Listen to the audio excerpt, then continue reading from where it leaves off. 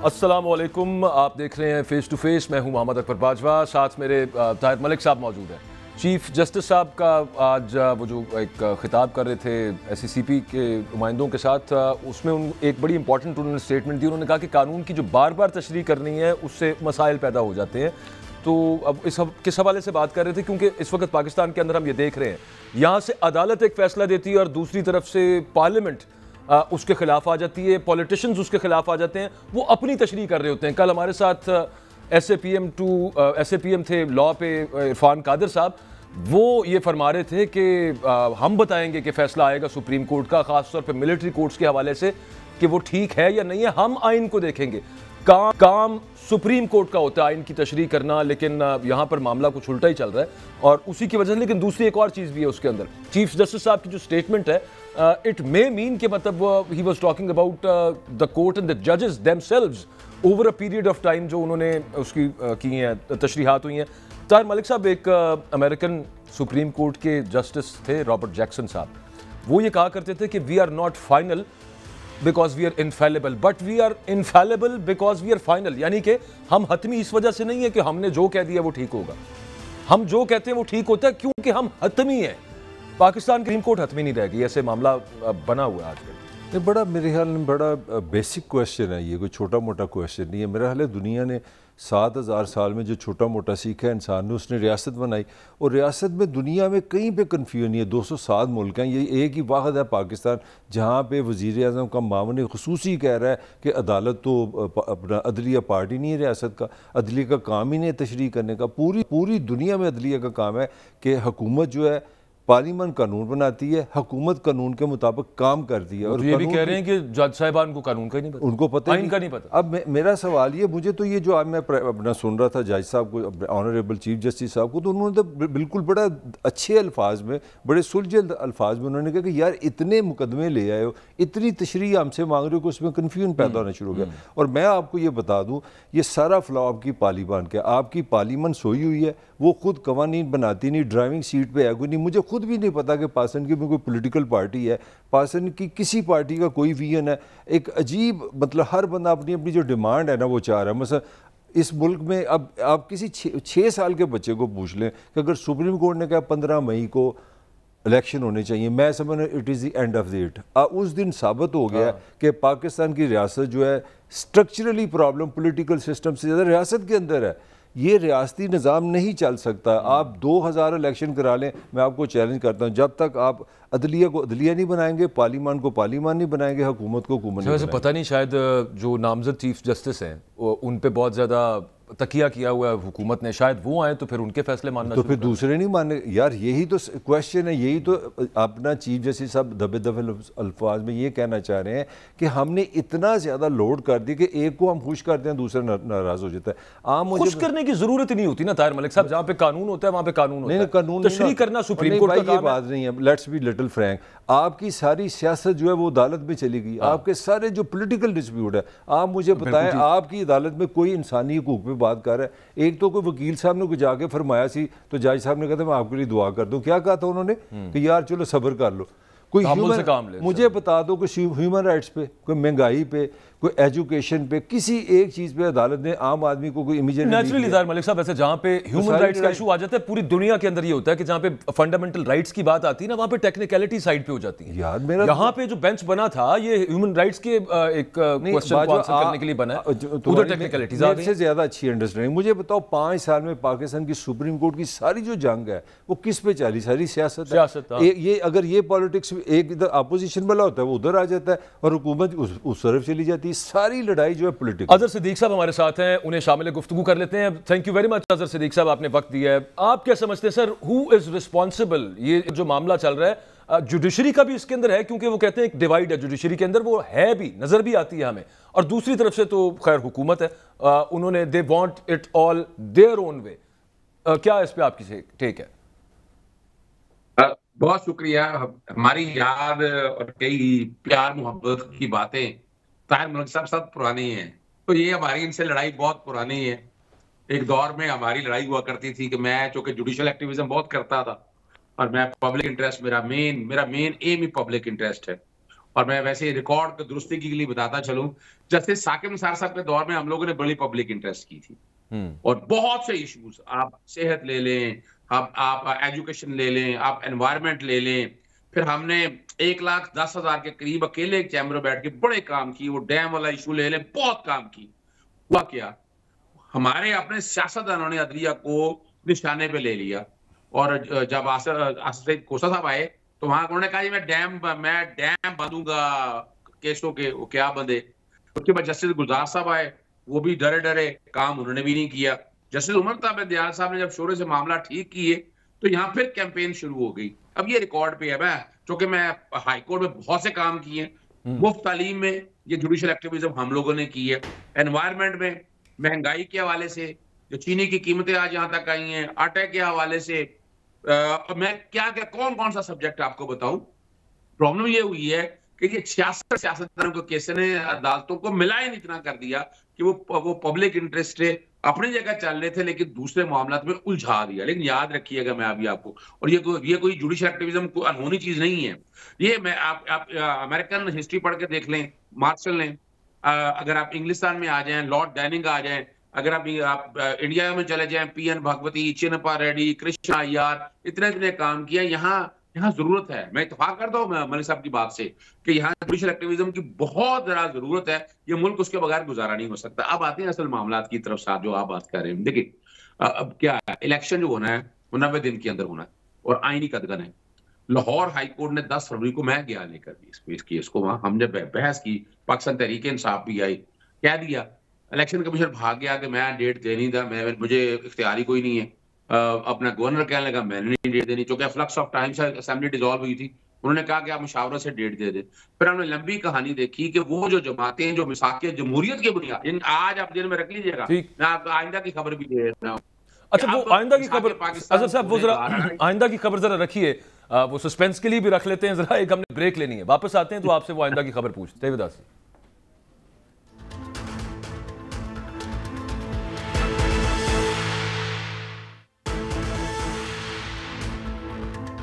कानून की तशरीह और सुप्रीम कोर्ट की जो अथॉरिटी है उस पर जो इस वक्त मामला चल रहे हैं, उसकी बाबत आज बताऊं आपको कि वज़ीर दाखिला साहब फरमा रहे थे पार्लियामेंट के अंदर कि ये जो 2 सीनियर वकला पिटिशन लेके गए हैं सुप्रीम कोर्ट में against military courts, Aitzaz Ahsan और लतीफ़ खोसा, कि उनके अल्फाज, उन्होंने कहा कि इनका टाइम ओवर हो चुका है, इनका दिमागी तवाज़ुन दुरुस्त नहीं है। दूसरी तरफ इरफान कादिर साहब जो कि special assistant to prime minister on law हैं, वो अदलिया को थर्ड पिलर मानने से इनकारी हो गए। कल हमारे शो के अंदर उन्होंने कहा कि ऐसी कोई बात नहीं है, और फिर साथ उन्होंने कहा कि चीफ जस्टिस को आइन का नहीं पता।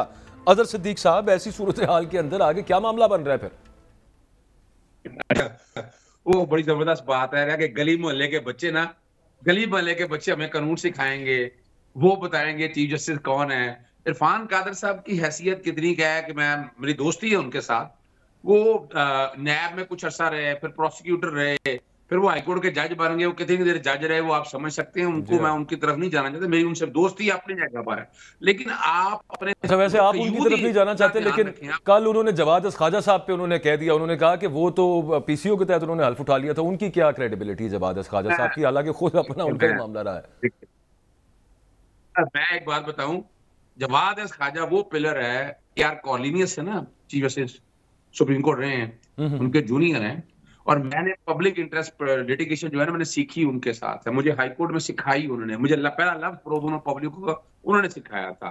इरफान कादिर साहब एक एजेंडे के तहत काम कर रहे हैं। आपको पता है नवाज शरीफ खानदान के वकील हैं, मरियम केस में मरियम को और नवाज शरीफ को ये डिफेंड करते रहे हैं। मैं उनमें तो जाना चाहता हूँ, अभी भी आपको पता है एस्टेब्लिशमेंट के बहुत करीब है, मैं इसमें कोई डाउट है आपको। फिर राणा सलाउल्लाह बताएगा, उसने वकालत का लाइसेंस लिया, उसको इतना नहीं पता। यानी दो सीनियर हैं, देखिए वो 2 सीनियर थोड़ा बात कर रहे हैं।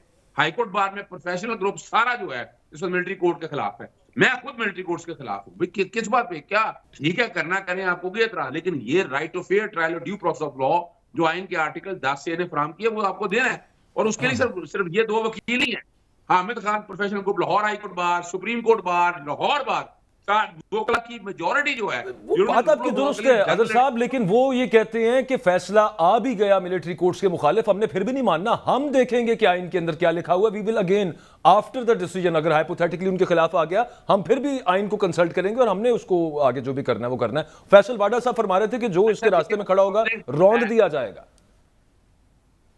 अच्छा, मैं बड़ी सीधी सी बात बताऊं, चंदा चकोरी मांगने को जाए चांद, ये सारे केसेस कहां जाने हैं?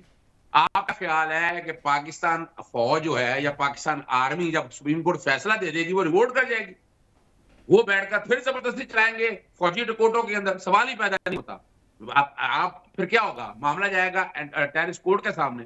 टेरिस कोर्ट ने पाबंद होंगे आर्टिकल 189 और 201 को सामने रखते हुए हाई कोर्ट और सुप्रीम कोर्ट के फैसलों के। मैं चैलेंज कर रहा हूं, यानी वो आप 90 दिन में इलेक्शन नहीं करा सके, वो छोड़ दें जो आपने कौम के साथ। सही ना सर, छोड़ना नहीं है ना सर, मैं यही बात करने लगा था कि वो उसका क्या बना भाई, वो 90 दिन के इलेक्शन वाला वो भी तो मामला रह गया ना बीच में सारा का सारा।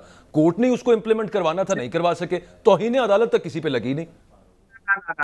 ना बाजवा साहब, देखिए मैं बताऊंगा आपको, वो कोई दूसरा समझ ले, मैं किसी और बाजवे का नाम ले रहा हूँ, अकबर बाजवा का मैं समझ रहा हूँ, मैं आपकी जज्बात समझ रहा हूं। देखिए बाजवा साहब, देखिए बात बड़ी वाज़ेह है, 14 मई का फैसला आ गया।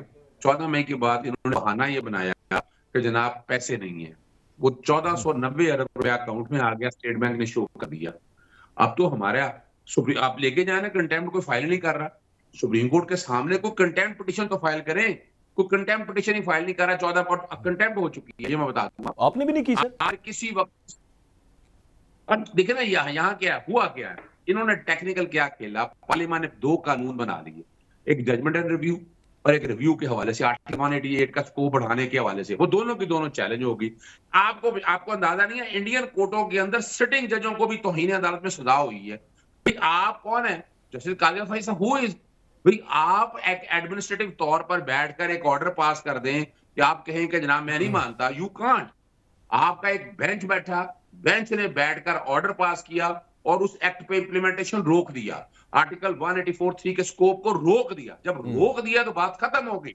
Until unless it has been reverse by और यू फाइनली डिसाइड बाय, वो खिलाफ हो जाए तो फिर और बात है। लेकिन इस वक्त जो बात है ना, जो अदलिया को तकसीम करने की एक साजिश चल रही थी, उसमें काफी हद तक वो कामयाब हो गए हुए हैं गवर्नमेंट। लेकिन कितने जजेस? अभी 2 जजेस हैं। अभी सुने जरा, वो पार्लियामेंट में बैठे कह रहे हैं कल एक जज और निकल जाएगा, फिर एक और जज चला जाएगा। यानी आप इसका मतलब क्या है? अच्छा अजहर साहब, मैं अजहर साहब थोड़ी माजरत चाह रहा हूँ, मैं आपसे एक सवाल करना चाह रहा हूँ। आप, मैं तो भी स्टूडेंट हूँ मगर आप माशाल्लाह कानूनदान है।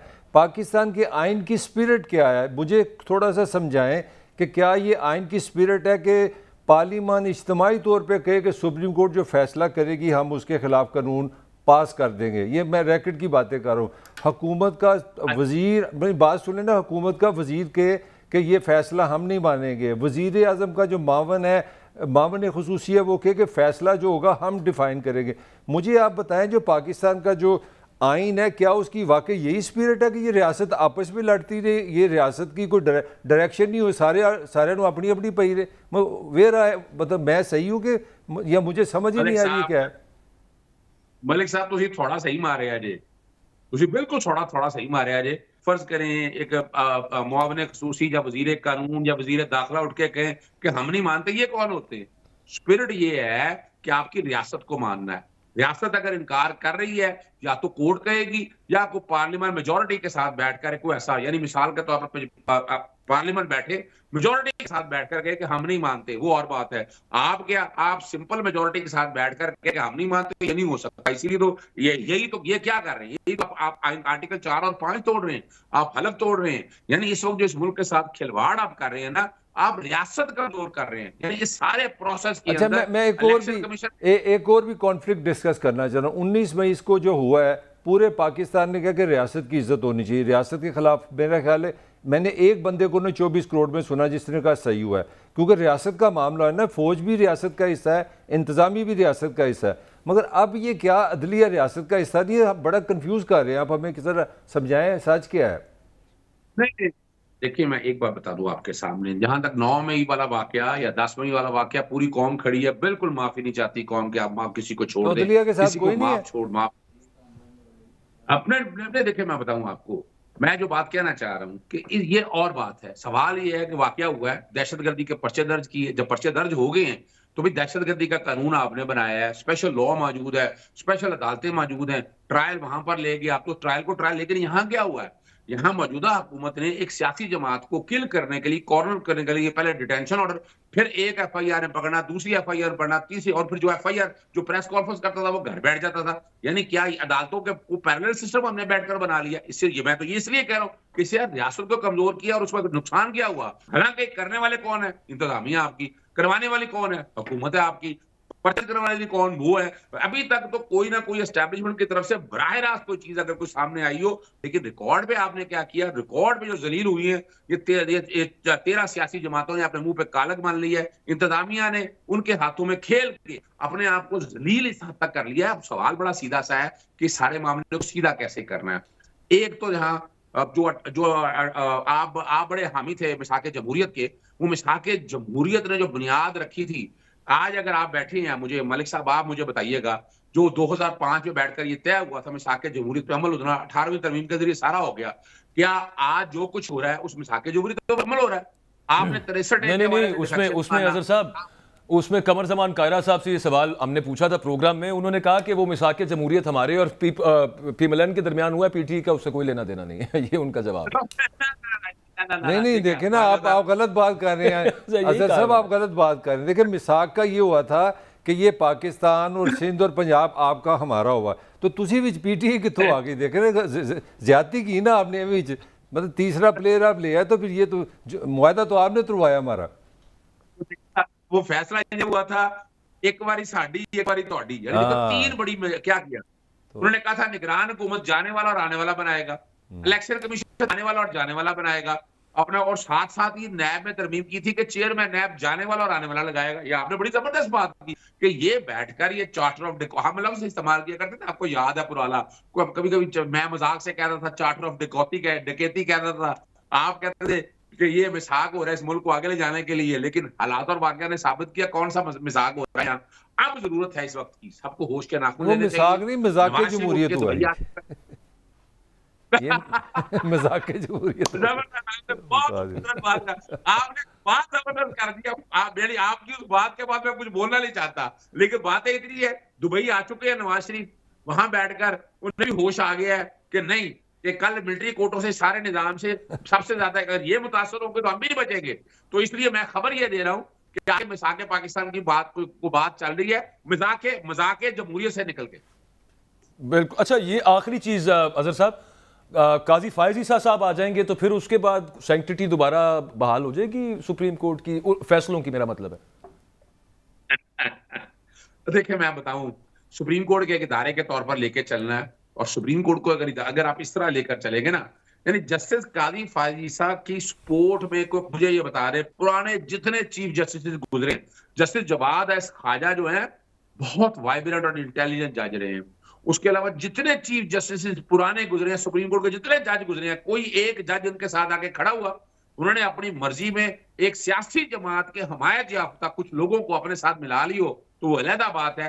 लेकिन सवाल है कि जस्टिस काजी फायज साहब, हमारी गुजारिश होगी, हाथ जोड़ के गुजारिश होगी कि खुदारा आईने पाकिस्तान 1973 का निफाज उसी तरह करें कि जिस तरह पहले माजी में होता है, या तो आईने पाकिस्तान 1973 की शक्ल बदल दें।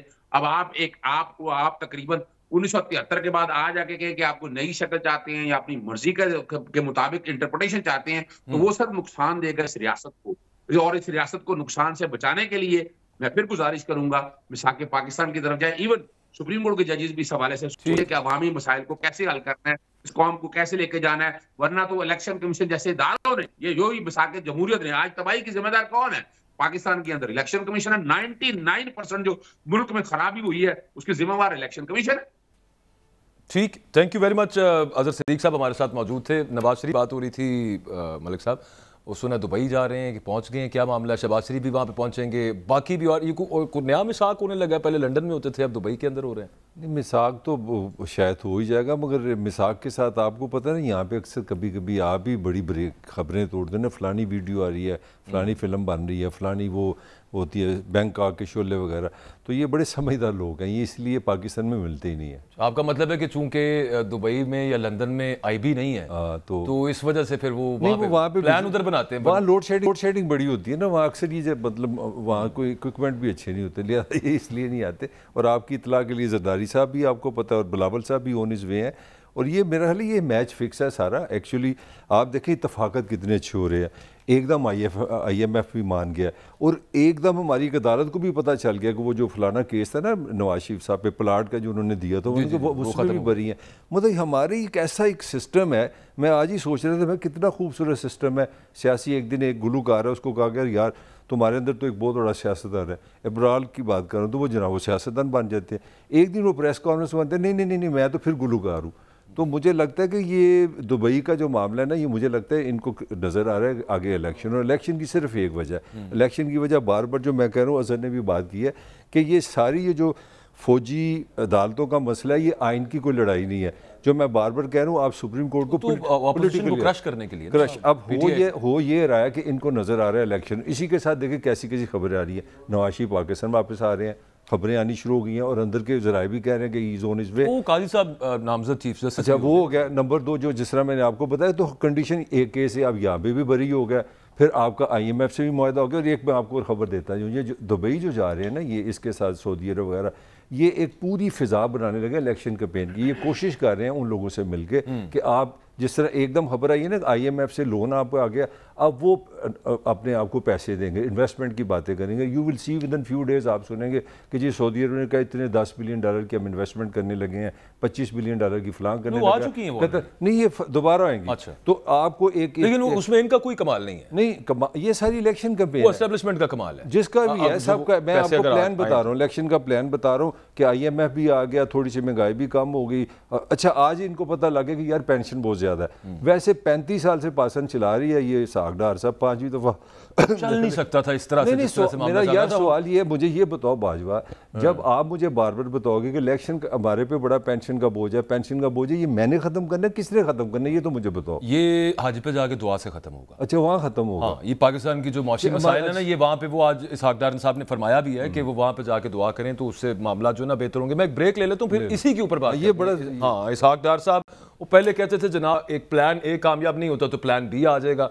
आज वो कह रहे थे कि अगर IMF से मुआहदा हो गया तो ठीक है, वरना ऐसी कौन सी बात है, बिस्मिल्लाह, नहीं तो वैसे भी तो चलता ही रहा है, गुजारा तो हो ही रहा है हमारा।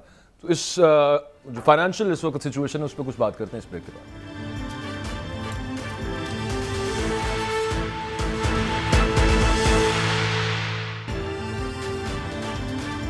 वेलकम बैक जी। वो इसहाक डार साहब की मलिक साहब आप बात करने लगे थे, लेकिन ये जहन में रखिएगा, अभी पिछले दिनों एक सहाफ़ी ने उनसे सिर्फ मुल्क की इकॉनमी के बारे में पूछ लिया तो उन्होंने आगे से मतलब दस्तों गिरेबान हो गए, बाकायदा चपेड़ मार दी उसको। तो आप भी ज़रा एहतियात से बात कीजिएगा जो आप करने लगे।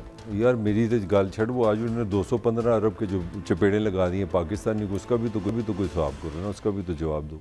215 अरब टोटल, पहले को 9,000 का टारगेट था, 9200 हाँ 9200 अरब इकट्ठा करना। तो ये चपेड़े ही मारे हैं। और अब वो कह रहे हैं कि पेट्रोल भी इससे महंगा शायद करेंगे, उसका भी बढ़ा रहे हैं।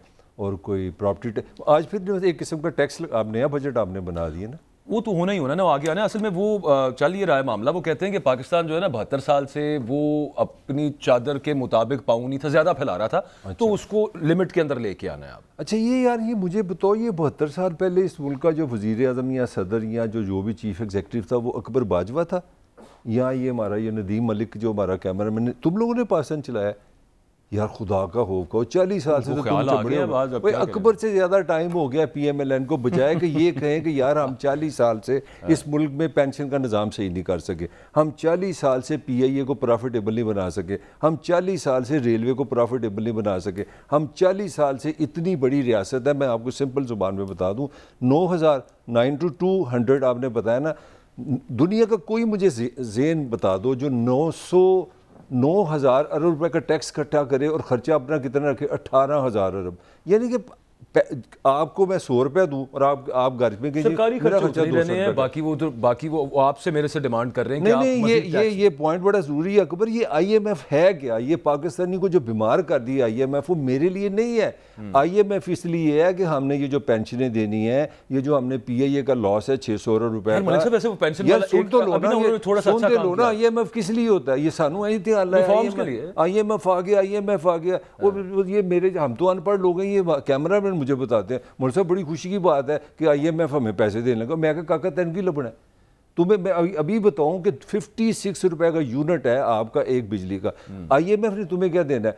49% महंगाई है खाने पीने की पाकिस्तान में। ये इस रीजन में मैं सर पकड़ लेंगे मेरे, वो गुस्से में निकल के लफ्ज़ पंजाबी बोल दिया, वो ये तो बड़ा गुनाह मेरे से हो गया।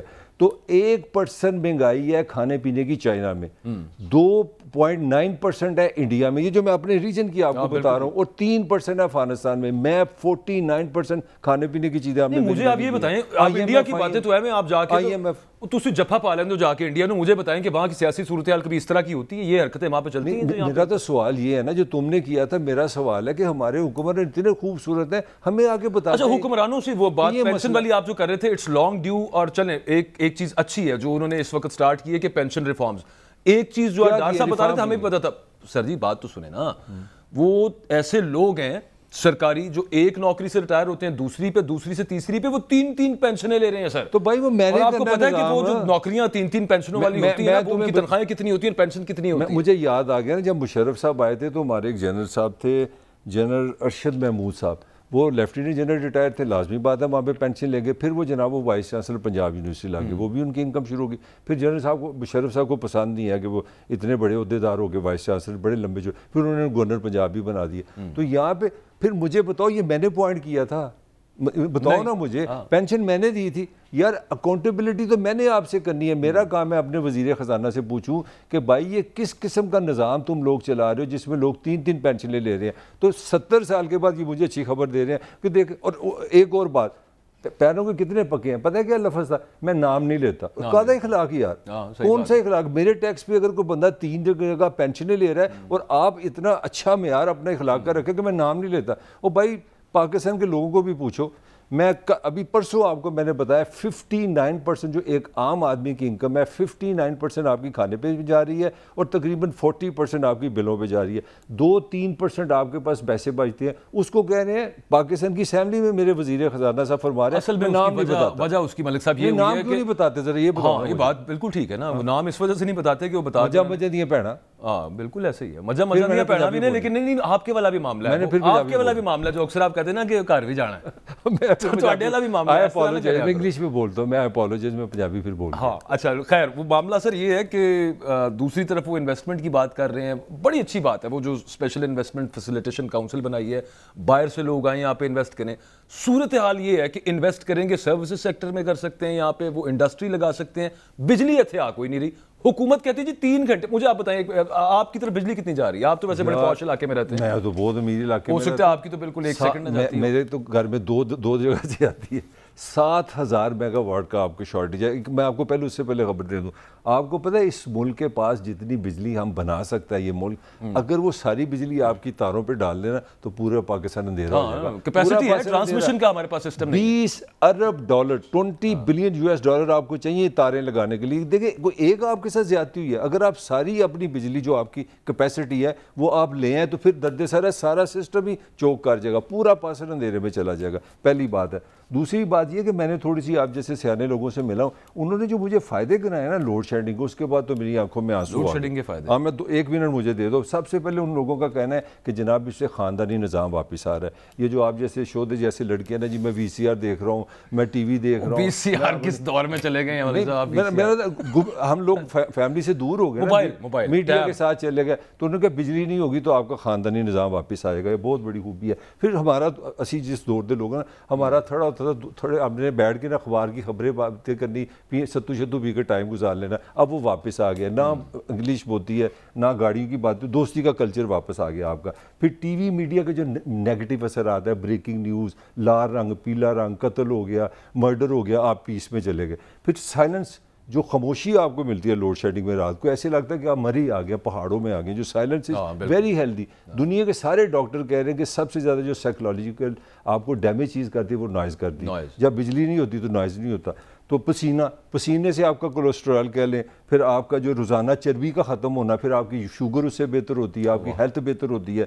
बिजली के ना आने से फिर जो दूसरे बिजनेसेस हैं, देखें जनरेटर का बिज़नेस, यूपीएस का बिज़नेस, नहरों पे तरबूज बड़े बिकते हैं, वो लोग नहाते हैं वहाँ पे, वो किराए पे कपड़े देते हैं। भाई इतने फ़ायदे हैं। और सबसे बड़ी चीज़, अल्लाह के बिल्कुल करीब हो जाते। आपके ज़हन में हर वक्त अल्लाह सुब्हाना तआला रहते हैं, या अल्लाह बत्ती आ जाए, या अल्लाह बत्ती आ जाए। अच्छा जब आ जाती है या अल्लाह चली रह जाए, चली रह जाए, तो आप समझ लेंगे इतने फ़ायदे। अंधेरा भी हो जाता है रात के टाइम में, कमल घुपन अंधेरा हो जाता है, उसमें सीक्रेसी बड़ी कायम रह सकती है। एक और बड़ी मजे की बात जनाब, तो वो बोल रहे थे ना जब अजहर से, तो मैंने ना थोड़ा सा मैं भी तुम्हारी तरह जदीद बन गया। मैं कहता मैं टेम्परेचर चेक करूँ।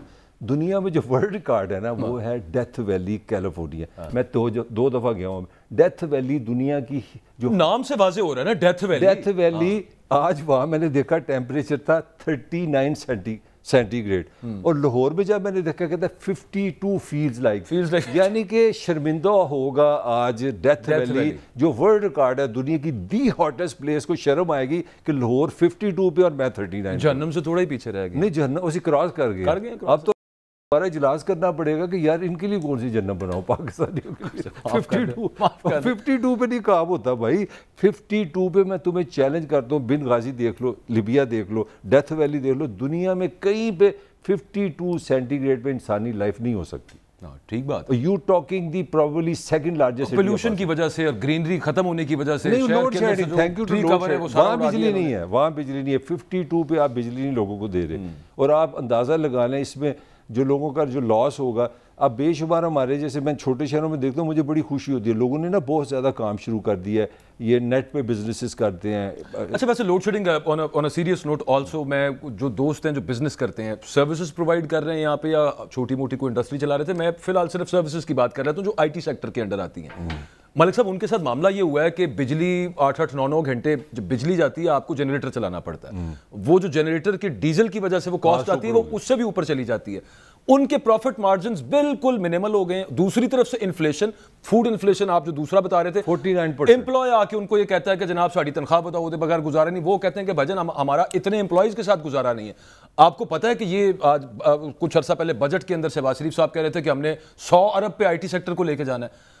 बात इस वक्त ऑन ग्राउंड सूरत हाल इस वक्त ये है कि यहां से आपका जो IT सेक्टर है सर वो मूव हो रहा है। वो इंडिया और फिलीपींस इन जगहों के ऊपर ये जो सर्विसेज सेक्टर है सिर्फ इस वजह से कि आप बिजली नहीं दे सकते। अकबर और अभी आप बातें कर रहे हैं। मैं आप छोटी सी आप बात अपने एक्सपीरियंस से बताने लगा। 80s में पूरे इंडिया में ये बहस थी कि ईस्ट पंजाब हमारे हाथ से गया, जो खालिस्तान की तहरीक थी। कभी आपने स्टडी किया कहीं पाकिस्तान में या किसी दुनिया में वो किस तरह उन्होंने तहरीक रोकी है अलहदगी की? मैं आपको बताता हूँ। उन्होंने पंजाब में सिर्फ बिजली फ्री कर दी। मैं इंडियन पंजाब की बात कर। अच्छा जब पंजाब में बिजली फ्री हुई ना तो बेसिकली हम भी कोई 7000 साल से तो इकट्ठे रहे हैं। एग्रीकल्चर आ गया, एग्रीकल्चर से आ गया जनाब। इतनी उन्होंने एग्रीकल्चर में पैसे कमाए, इतनी खुशहाली आ गई कि जो इतनी बड़ी पॉलिटिकल उनका जो अजाब बना हुआ था फ्रस्ट्रेशन खत्म हो गई। ये दुनिया का एक अजीब मैंने स्टडी किया कि जहाँ पे आप देखें, मैं जो कहना ये चाह रहा हूँ कि आप टेररिज्म की बात करें, अपने मुल्क की पॉलिटिक्स की बात करें, पाकिस्तान में मैं आपको गारंटी देता हूँ इस पैदावारी लागत से जो हमने कर दी है। मैं आप थोड़ी सी बताता हूँ। 52 टाइम एक्चुअली खत्म हो गया, लेकिन वो जो पुराने 52 रुपीस तकरीबन यूनिट हमारा है। इंडिया में किसान को जो हमारे साथ इंडिया इस वक्त पंजाब है फ्री बिजली है, और जो महंगा अमीर आदमी 15 रुपए की बिजली लेता है। मुझे बताओ हम किस तरह दुनिया को कम्पीट करें? और अभी और बढ़नी है, अभी और बढ़नी है। अब मामला ये है कि वो जो IMF हमें चाहिए प्रोग्राम कंप्लीट करना, उसके आगे मजीद कर्जे नहीं मिलेंगे, और वो कर्जे नहीं मिलेंगे पुराने हम उतार नहीं सकेंगे। सादा अल्फाज के अंदर यही डिफॉल्ट है। लेकिन अब IMF के पास वो सारी डिमांड्स पूरी कर दी हैं। अब अगली डिमांड एक और वो जो बाकी चल रही हैं कि आपने इतने टैक्सेस रेज करने हैं और बिजली की कीमतें भी आगे मजीद बढ़ेंगी। मिल पहले कोई नहीं रही यहाँ पे। अपना फीडबैक दीजिएगा। कल मुलाकात होती है आपसे इंशाल्लाह।